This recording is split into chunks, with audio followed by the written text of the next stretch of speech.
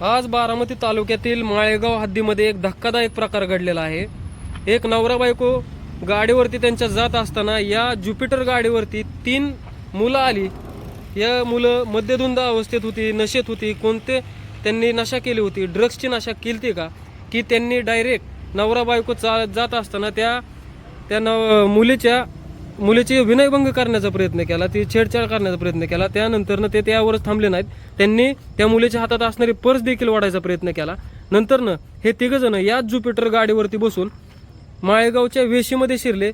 या नवरा बायकोने त्यांना ताणून त्या ठिकाणी गाडी आडवी घातली, त्यांना पकडले। त्यावेळेस पकडापकडीत ते 2 आरोपी, जे 2 अजून मुलं होती ते पळून गेले आणि एक अल्पवयीन मुलगा आहे त्याला पोलिसांनी ताब्यात घेतलेला आहे। या नवरा बायकोनेच त्यांना पोलीस स्टेशनला जमा केलेला आहे। इतर 2 आरोपींचा शोध पोलीस घेत असले तरी आता जे आरोपी आहेत त्याची ही गाडी आहे, म्हणजे जो अल्पवयीन आहे त्याच्या घरच्यांनी त्याचं वय कमी असताना त्याला ही गाडी दिलेली आहे।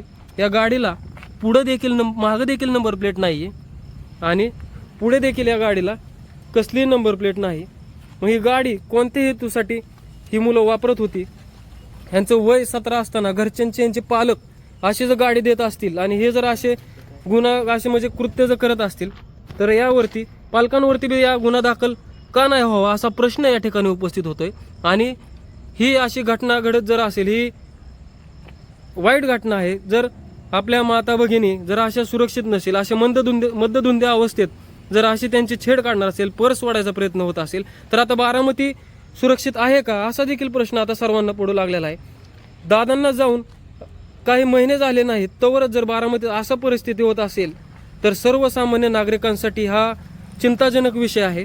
ही खरंच महत्त्वाची लक्ष देणारी बाब आहे, कारण की यावरती जर लक्ष नाही दिलं तर असेच अल्पवयीन मुलं असतील किंवा असे मद्यधुंदेत नशेत आहारी गेलेले किंवा कोणत्यांनी ड्रग्सचं व्यसन केलं का हे देखील पाहणं महत्त्वाचं असणार आहे। आणि यावरती कठोर कारवाई होणार का हे पाहणं महत्त्वाचं असणार आहे। आता यांना ह्या जो अल्पवयीन आरोपी आहे याला या माळेगाव ग्रामीण पोलीस स्टेशनमध्ये आणलेलं आहे। या पोलीस स्टेशनमध्ये त्यांना आता या नवरा बायकोने त्यांना ताब्यात दिलेला आहे पोलिसांच्या, आणि पोलिसांकडून त्या इतर 2 आरोपींचा शोध सुरू आहे। ते आरोपी आता कधी सापडणार हे जरी पाहणं महत्त्वाचं असलं तरी आता हे जर असे जर धक्कादायक प्रकार या बारामतीत घडत असतील तर आपल्या आया बहिणी सुरक्षित आहेत का, किंवा हा सुरक्षितेचा प्रश्न ऐरणीवरती आलाय का हे देखील पाहावं लागणार आहे।